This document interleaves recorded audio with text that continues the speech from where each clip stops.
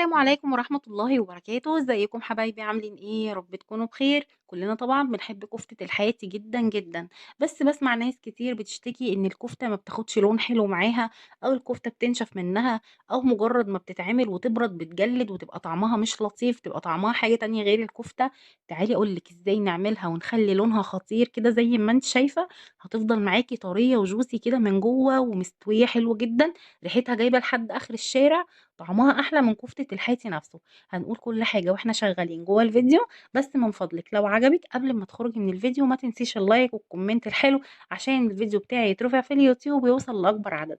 وطبعا لو مش مشتركة معايا اتمنى تنوريني وتدعميني وتشتركي وتفعلي زر الجرس عشان توصلك كل الوصفات الجديدة وتقدري تشوفيها وتقولي لي رأيك فيها. مستنياكم تنوروني، اوعوا تنسوا. يلا بقى نسمي الله ونبدأ في وصفتنا النهاردة ونشوف هنعمل ايه. بقى للوصفة بتاعتي النهاردة طلعت كيس من الكفتة اللي كنا مفرزينها مع بعض قبل رمضان. بصوا قعدت معايا وقت طويل قد ايه. عملنا تفريزات اقتصادية قبل رمضان تحفة جدا. لو انتم متابعيني اكيد هتفتكروا، ولو مش متابعيني ارجعوا شوفوا الوصفات وطبقوها، هتوفر معاكم كتير في الميزانية. الكفتة من الحاجات اللي وفرت معايا كتير جدا في الميزانية طول رمضان. كل ما بتزنق بطلع كيس من الفريزر اعمله بنفس الطريقه دي وجنبه مكرونه وسلطه وشكرا على كده. وفي ثواني بقى عملت الفطار وفعلا طعمها تحفه جدا. من كيلو ونص لحمه مفرومه كنا عاملين حوالي 4 كيلو من الكفته، والطعم تحفه جدا. هي بس اللون ابيض عشان الموبايل طبعا والكشاف اللي منور جنبي مخلي اللون فاتح، لكن هي لونها احمر وجميل وطعمها تحفه جدا. ومن تفريزات رمضان برضو اللي قلت يعني اكد لكم ان هي حلوه، العصاج الاقتصادي. عملنا من نص كيلو لحمة مفرومة 2 كيلو ونص من العصاج، وفعلا طعمه حلو جدا ووفر معايا كتير في الميزانية. هسيب لكم اللينكات وارجعوا شوفوا الوصفات واكتبوا لي رأيكم. تاني حاجة معايا في المكونات كيس من الصلصة الجاهزة، فكيته بمعلقتين مية، رشة فلفل اسود، رشة بابريكا، معلقة زيت، وقلبته كويس وهدهن بيه ايدي قبل ما اصبع الكفتة، بيديني طعم ولون تحفة. دي كل مكوناتنا، مفيش حاجة تانية، وهنطلع أحلى كفتة في الدنيا. هقولك بقى على شوية ملاحظات كده، لو عملتيها هتعملي كفتة فظيعة، كل اللي هياكلها من ايدك لازم هيسألك على الطريقة. لو عملتيها مرة وولادك دقوها هيطلبوها منك كل يوم، انت نفسك هتبقى عايزة تعمليها كل يوم من سهولتها ومن حلاوتها كمان. اول حاجه لازم نعملها، الكفته بتاعتنا ما تبقاش صغيره. كل ما تصغري حجم الكفته كل ما هتنشف معاكي في الفرن وهتديكي نتيجه مش مرضيه خالص. كل ما تخنيها كده وتطوليها على ما تكش شويه في الفرن هتخرج لك برضو طريه كده وتخينه ومليانه وطعمها حلو جدا. فاول حاجه لازم تاخدي بالك منها هي حجم الكفته، حاولي ما تصغريش ولا ترفعي الكفته، على قد ما تقدري عشان وانتي بتاكليها تبقى طعمها حلو كده ومليانه ومش ناشفه. دي اول حاجه. تاني حاجه الكفته لازم نعمل لها فتحه من النص بالشاليمو كده زي ما انا بعمل بعصايه شيش طاووق، باسياخ كفته لو عندك. اي حاجه كده رفيعه لازم تعملي الكفته فتحه من النص عشان تستوي معاكي حلو جدا من جوه زي من بره. الكفته وهي مقفوله بتاخد لون بسرعه من بره وبتستوي حلو من بره، بتعمل قشره كده حلوه، ومن جوه بتفضل عجين، تيجي تاكليها تلاقي طعمها مش زي ما انت عايزه. تالت حاجة الكفتة لو انت عايزاها طعم الشوي زي اللي عند الحاتي ما ينفعش خالص تسويها في صينية. في الصينية بتنزل مية وترجع تشربها فبتديكي طعم الكفتة العادية اللي هي بتاعت البيتي العادية. لكن لو انت عايزاها كفتة مشوية زي بتاعت الحاتي يبقى هنسويها على الشبكة بتاعت الفرن، وهقولك دلوقتي ازاي هنسويها على الشبكة، وهقولك كل حاجة بس لما نوصل لمرحلة التسوية. اخر حاجة بقى في الكفتة عشان تطلع معاكي كفتة طعمها حلو جدا، لازم يبقى اللحمة بتاعتك كل كيلو لحمة مفرومة هتحطي له 250 جرام دهون. ويا سلام بقى لو الدهون دي فيها حتة ليا هتخلي لك الريحة خطيرة، احلى من كفتة الحاتي نفسه. لو عملتي الحاجات اللي بقولك عليها دي وخدتي بالملاحظات دي هتعملي احلى كفتة في الدنيا. بجد كل اللي هيدوقها من ايدك لازم هيطلب الطريقة، اولادك نفسهم وانت نفسك هتبقي عايزة تعمليها كل يوم. خلصنا كده تصبيع الكفتة بتاعتنا، وزي ما انتوا شايفين زي ما قلتلك الحجم مش رفيعة ومش صغيرة، كبيرة كده ومليانة عشان بعد ما تكش يبقى معانا كده حاجة ناكلها يبقى طعمها حلو.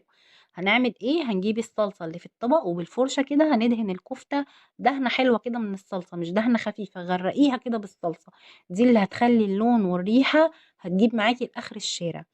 أهم حاجة بقى دلوقتي لازم تاخدي بالِك منها، إحنا راصين الكفتة على الشبكة، الشبكة دي تحتها صينية، ده الصاج بتاع الفرن، لو ما عندكيش صاج زي ده يبقى صينية، صينية بس تكون قد الشبكة بالضبط، عشان الكفتة طبعًا طول ما هي بتستوي بتنقّط كده الدهون اللي فيها، ما تبهدلكيش الفرن وكمان ما تعملش دخان، لازم يبقى تحتيها صينية أو صاج زي ده كده، هندهن الكفتة دهنة كويسة كده من الصلصة وفي الوقت ده طبعًا إحنا مشغّلين الفرن عشان يسخن، عشان أول ما نخلّص هندخّل الكفتة على طول.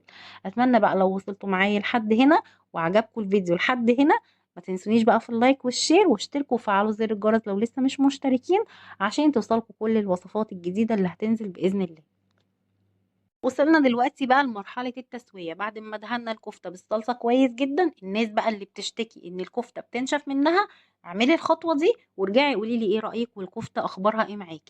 الصينية اللي تحت الكفتة هنحط فيها كوباية كبيرة من المَيّة، المَيّة دي بقى طول ما الفرن شغال هتتبخر كده، هتعمل بخار هيدخل جوه الكفتة هيعمل فيها صوص وتفضل طرية، وحتى لو قعدت عندِك يومين 3 تيجي تسخنيها هتلاقيها كأنها طازة وطرية وطعمها تحفة جدًا. جربوها إن شاء الله هتعجبكم. بعد ما حطينا كوباية مَيّة كبيرة، هنحط كمان بقية الصلصة اللي في الطبق، وهناخد بقى الكفتة بتاعتنا على الفرن. هتدخل فرن سخن على أعلى درجة حرارة، الفرن شغال من تحت بس ما تشغّليش الشواية دلوقتي خالص. لو عندِك بقى حتة ليّة زي دي كده هنحطها فوق الكفتة، وهتشمي بقى الريحة مش قادرة أوصف لِك، يعني الريحة هتغلب ريحة الكفتة بتاعة الحاتي نفسه، وهتاكلي أحلى كفتة في الدنيا. هاسيبها بقى لحد أمّا تستوي وارجع أورّيها لكم. شكل الكفتة بعد 10 دقايق كَشِّت شوية زي ما أنتم شايفين، عشان كده كنت باقول لِك ما تصغّريش الحجم من الأول، لإن لو صغّرتيه كان زمانها نشفت دلوقتي.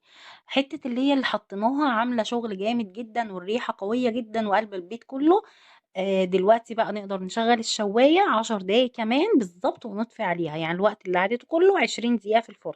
شكلها بعد 20 دقيقة ما باطوّلش عليها أكتر من كده عشان ما تنشفش وتنزّل كل العصارة اللي فيها، زي ما أنتم شايفين المَيّة اللي في الصينية اللي تحت قرّبت تخلص، حتّة اللي هي اللي حطيناها فوق الكفتة اتصفّت خالص وقعت في الصينية من تحت، الكفتة بتاعتي مش محتاجة أولّع لها فحمة ولا أي حاجة، حتّة اللي هي قايمة بالواجب وزيادة، الريحة قوية جدًا وقالبة الدنيا، طعمها فظيع، الكفتة فيها عصارة كده من جوّه وطرية جدًا، جدًا، وفعلًا لو قعدت عندِك يومين 3 وترجعي تسخّنيها هتلاقيها طرية معاكِ مش هتنشف منِّك أبدًا، اللون زي ما أنتم شايفين مش محتاجة أتكلم عنه، ما فيهاش غلطة، الكفتة ما فيهاش غلطة، جرّبيها بنفس الطريقة هتعجبِك جدًا، جدًا بإذن الله وهتدعي لي عليها كمان. تعالوا بقى نعمل الكفتة بتاعتنا كده ساندوتشات، أحلى ساندوتشات كفتة في الدنيا زي ما بنشتريها من برّه بالضبط. العيش البلدي الجميل اللي الحياتي برضه بيستخدمه، ما بيستخدمش غير العيش البلدي، العيش البلدي بس يكون طازة، هتحطي فيه كده صباعين الكفتة، عليهم شوية طحينة وشوية بقدونس وجنبهم شيبسي عاملاه بقى في البيت أو مشترياه، عايزة تعملي بقى جنبها مكرونة، عايزة تعملي رز أبيض، حاجة كده تحفة في كل حالاتها. قدّميها بالطريقة اللي تريّحِك هتلاقيها طعمها حلو جدًا. هنعمل بقى الساندوتشات دي كده ونقدّمها ونشوف رأيهم فيها إيه. لو وصلتوا معايا لحد هنا ده معناه إن الفيديو عجبكم وكمّلتوه معايا لحد الآخر. أتمنى بقى ما تنسونيش في اللايك واكتبوا لي كلمة حلوة كده وcomment حلو يرفع لي الفيديو، واشتركوا وفعّلوا زر الجرس لو لسه مش مشتركين عشان توصلكم كل الإشعارات بكل الوصفات الجديدة اللي هتنزل على القناة وتقدروا تشوفوها بإذن الله. مستنياكم لمّا تجرّبوا وصفة الكفتة ترجعوا تقولوا لي رأيكم فيها.